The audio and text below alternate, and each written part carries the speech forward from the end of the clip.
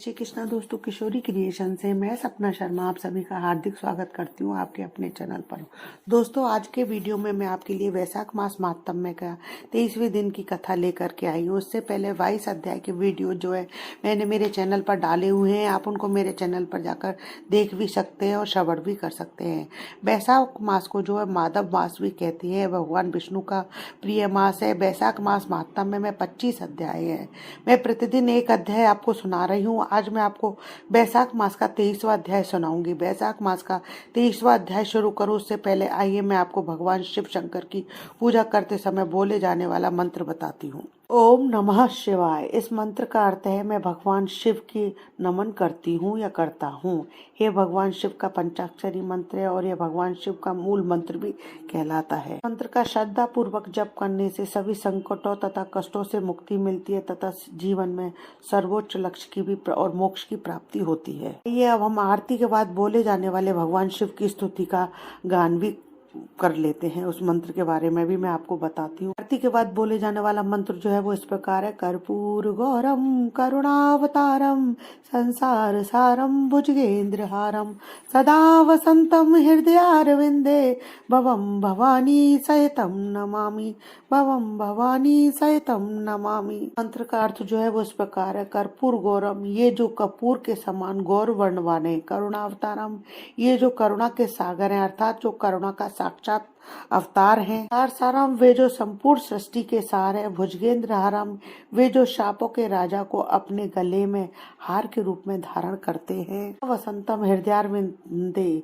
वे जो मेरे हृदय रूपी कमल में सदा निवास करते हैं। भवानी सहितम नमामि, ऐसे भगवान शिव को मैं देवी भवानी सहित प्रणाम नमन करता हूँ या करती हूँ। पूरे मंत्र का अर्थ जो है वो इस प्रकार है, उसे भी जान लेते हैं। वे जो कपूर के समान गौर वर्ण के हैं, वे जो करुणा के अवतार हैं, वे जो संपूर्ण सृष्टि के सार हैं और वे जो सांपों के राजा को अपने गले में हार के रूप में धारण करते हैं, वे जो सदैव मेरे हृदय रूपी कमल में निवास करते हैं, ऐसे भगवान शिव को मैं माता भवानी सहित प्रणाम करता या करती हूँ। भगवान शिव पंचदेवों में से एक है। इष्ट देव के साथ सात पंचदेवों की भी पूजा रोज करनी चाहिए। ये जानते हैं वैशाख मास महात्म्य का 23वां अध्याय। इससे पहले 22वें अध्याय में राजा मैथिल ने पूछा इस वैशाख की जो है कौन कौन सी तिथि अत्यंत पुण्यकारिणी है, क्या क्या दान जो है विशेष रूप से उत्तम है, संसार में इन्हें किसने प्रख्यात किया है, सब मुझे कृपा करके बताइए। सुनकर सुतदेव जी कहने लगे कि वैशाख की जो है 30 तिथियां स्नान, दान,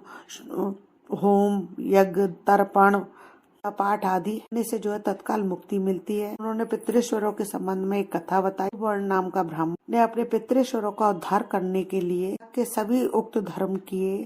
को जो है उसने पिंडदान व श्राद्ध किया, उनके सभी पितरों की मुक्ति हो गई, वे आवागमन से जो है छूट गए। का वृत्तांत जो है 23वें अध्याय में। वैशाख मास महात्म्य का 23वां अध्याय। सुतदेव जी बोले, अब मैं इस पाप नाशक महात्म्य का वर्णन करता हूँ। माधव मास में शुक्ल पक्ष की अक्षय तृतीया के दिन जो सूर्य उदय में प्रातःकाल स्नान करते हुए संपूर्ण पापों से छूटकर विष्णु लोक को जाते हैं। जो देवता, पितृश्वर और ऋषियों के निमित्त तर्पण कर उसने अपने संपूर्ण वेद आदि शास्त्र पढ़ लिए हैं, सब यज्ञ कर लिए और 100 श्राद्ध कर लिए। जो मधुसूदन भगवान का पूजन कर अक्षय तृतीया के दिन कथा सुनते हैं वे मुक्ति पाते हैं। जो मधुसूदन की भगवान की प्रसन्नता के लिए दान करते हैं वे मधुसूदन भगवान की आज्ञा से अक्षय फल देने वाले होते हैं। यह तिथि देवता, ऋषि और पितृश्वरों की है। इसमें सनातन धर्म करने पर देवता, पितृश्वर, ऋषियों की तृप्ति होती है। इस तिथि की प्रख्याति कैसे हुई यह भी मैं बताता हूँ। हे राजन, तुम सावधान होकर सुन। प्राचीन समय में राजा बलि के संग इंद्र का युद्ध हुआ और देवता और दैत्यों को अभी आपस में द्वंद्व युद्ध हुआ। इंद्र पातालवासी बलि को जीतकर फिर पृथ्वी पर उत्थे के आश्रम में आ गया। वहां जाकर उसकी मंदगामिनी गर्भिणी पत्नी को देखा, जिसकी कमर में सुवर्ण सूत्र से बद्ध किंकड़ी शोभा दे रही थी। उसके कंकड़ों की झनकार ने मनोन्मत्त भ्रमर और कोकिलाओं के शब्दों को जीत लिया। अनेक प्रकार के वस्त्र धारण किए हुए वह मधुर भाषणी और मंद्रमंद हास्य युक्ता शोभा दे रही थी। उसने कुंभ सदस्य पीना कुचों से अपूर्व शोभा हो रही थी। विकसित कमल के समान उसका मुख और नील कमल के समान नेत्र थे। केतकी के उदर के समान पीत और मनोहर गालों वाली परिश्रम से श्वास भरती हुई दीनाक्षी पर्णकोटि की ओर मुख किए थी।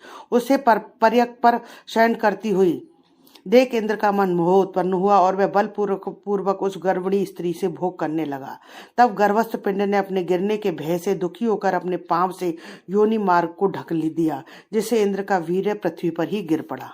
शिशु पर इंद्र को महाक्रोध हुआ और उस रोष के मारे तांबे जैसे लाल नेत्र करके शाप दिया कि हे दुर्बुद्धि, तूने पांव से योनि द्वार को रोका है, इसे तू जन्मांध हो। तब दीर्घ मता महापावों से वीर्य संचालन से जयंत के समान हुआ। इंद्र ऋषि के शाप के भय से शीघ्र ही भागा। उसे भागते हुए देख संपूर्ण शिष्य हंसने लगे। तब वह लज्जा के मारे पहाड़ की कंदरा में जा छुप घुसा और वहां बैठकर उग्र तप करने लगा। जब इंद्र लज्जा के मारे कंदरा में जा घुसा तो राजा बलि और उसके साथी दैत्यगण गुप्त दूतों द्वारा भेद लेकर देवताओं पर आक्रमण करके अमरावतीपुरी दिक्पालों की विभूति और शंबर आदि तथा स्वामी सहित देवताओं के राज्य का बलपूर्वक भोग करने लगे। तो अग्नि आदि सब देवता अपने रक्षक को न देखकर बृहस्पति के पास जा इंद्र का वृत्तांत पूछने लगे कि हमारा स्वामी कहाँ है? स्वामी के बिना हमारे राज्य पर दैत्यों ने आक्रमण किया है। हे विभो, बहुत दिन बीत गए, इंद्र क्यों नहीं आते? हे महाराज, हमें बताओ, जहाँ इंद्र हो वही जाकर प्रार्थना करें। इस प्रकार जब देवताओं ने पूछा तब बृहस्पति बोले, रसातल में बलि को जीतकर इंद्र उतथ्य के आश्रम में गया है और वहां जा उतथ्य की स्त्री से बलपूर्वक संभोग किया है। इस पर उसके शिष्यों ने बड़ी निंदा की। इससे लज्जा के मारे वह स्वर्ग में नहीं आया और पर्वत की गुफा में घुस गया। वहां पर सची सहित निवास करता है और अपने किए हुए कर्म पर चिंता कर रहा है।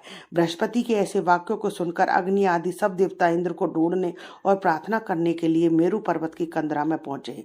कंदरा में बैठे हुए इंद्र को देख उसके बल वीर्य का प्रकाश करने वाले लोक प्रख्यात स्त्रोतों से उससे प्रसन्न करने लगे। हे इंद्र, हे सब देवताओं के स्वामी, तुमको नमस्कार है। तुम्हारे बिना हमको दैत्यों ने बड़ा क्लेश दिया है, जिससे हम स्थान भ्रष्ट होकर दुख के मारे जगह जगह घूम रहे हैं। अतः तुम चलकर शत्रुओं का दमन करो। ऐसी स्तुति सुन इंद्र गुफा से बाहर आया और लज्जा के मारे नेत्र पृथ्वी और कमर झुकाकर देखने लगा। दुख के मारे कंठ भरे आया, जिसके मुख से कुछ भी न कह सका। यह दशा देख बृहस्पति जी बोले, हे इंद्र, तू शंका क्यों करता है? संपूर्ण जगत जो है कर्माधीन है। मान अपमान, सुख दुख, लाभ हानि, हार जीत सब पूर्व जन्मार्जित कर्मों के अनुरोध से होता है। प्राणी कर्मों के अनुसार चलते हैं। देवयोग से काल पाकर दुख अपने आप उपस्थित होता है। बुद्धिमान मनुष्य दुख पड़ने पर कुछ चिंता नहीं करते और सुख से प्रसन्न नहीं होते। इसलिए तुमको यह दुख प्रारब्ध से ही मिला है। हे इंद्र, दुख को पाकर तुम्हें सोच करना उचित नहीं है। गुरु की बात सुन इंद्र ने कहा, हे मानद, पर स्त्री गमन के दोष से मेरा बल, वीर्य, यश, मंत्र शक्ति, शास्त्र शक्ति, विद्या शक्ति सब नष्ट हो गई है। इन सबको खोकर मैं यहाँ गुप्त निवास कर रहा हूँ। इंद्र की यह बात सुन बृहस्पति सहित सब आपस मैं उसको फिर से बल देने का विचार करने लगे। तब बृहस्पति जी कहने लगे कि सूदन भगवान के प्रिय वैशाख मास में सभी तिथियां बड़ी पुण्य रूप हैं। इसमें शुक्ल पक्ष की अक्षय तृतीया है। जो इस तिथि में श्रद्धा पूर्वक स्नान दान आदि करता है, निसंदेह उसके सहस्त्रों पाप नष्ट हो जाते हैं तथा बल, वीर्य और ऐश्वर्य अत्यंत बढ़ते हैं। ये तब अक्षय तृतीया के दिन बलि के वैरी इंद्र के द्वारा स्नान दान आदि सत्कर्म कराने चाहिए, जिससे उसका हित साधन हो, जिसके प्रताप से इंद्र में विद्या और मंत्र शास्त्र में पूर्ववत शक्ति हो जाएगी। बल, वीर्य और यश भी पूर्ववत बढ़ जाएगा। देवताओं समेत बृहस्पति ने ऐसा विचार कर इंद्र से वैशाख के धर्म कराए। अक्षय तृतीया के दिन भक्ति और मुक्ति देने वाले धर्मों से पूर्ववत बल, वीर्य आदि बढ़ गए तथा पर्व स्त्री गमन का दोष भी तत्काल नष्ट हो गया। इस कर्म से इंद्र अपने पाप कर्मों से इस प्रकार छूट गया जैसे चंद्रमा राहु से छूटता है, और यह देवताओं के मध्य पूर्ववत शोभा को प्राप्त हुआ है। इंद्र ने देवताओं को संगले, असुरों को जीत अक्षय तृतीया के महात्म्य से सब वैभवों से मुक्त अमरावतीपुरी में प्रवेश किया। आगे शंख, तूर्य आदि बाजे बजने लगे। फिर इंद्र की आज्ञा से सब देवता अपने अपने घर गए और पूर्ववत यज्ञ आदि में अपना अपना भाग लेने लगे। पृथ्वीश्वर पूर्ववत पिंड भाग प्राप्त करने लगे। राक्षसों के हार जाने पर मुनि स्वाध्याय में तुष्ट हुए। तभी से संसार में यह अक्षय तृतीया प्रख्यात है। यह देवता, ऋषि, पितृगण और सबको संतोष देने वाली है। अतः यह सब कर्मों को काटने वाली, सब गुणों से पुण्यतम है। यह अक्षय तृतीया मनुष्यों को भक्ति और मुक्ति देने वाली है। इति श्री वैशाख मास महात्म में 23वां अध्याय समाप्तम। दोस्तों, यदि आपको मेरा ये वीडियो पसंद आए तो प्लीज मेरे वीडियो को ज्यादा से ज्यादा लाइक और शेयर कीजिए अपने फैमिली और फ्रेंड में। यदि आपने अभी तक मेरे चैनल को सब्सक्राइब नहीं किया है तो उसे सब्सक्राइब करना ना भूलें। पास ही में बेल आइकन को दबाएं, जिससे मेरे आने वाले हर नए वीडियो का नोटिफिकेशन जो है आपको मिल जाए। जय श्री कृष्ण दोस्तों।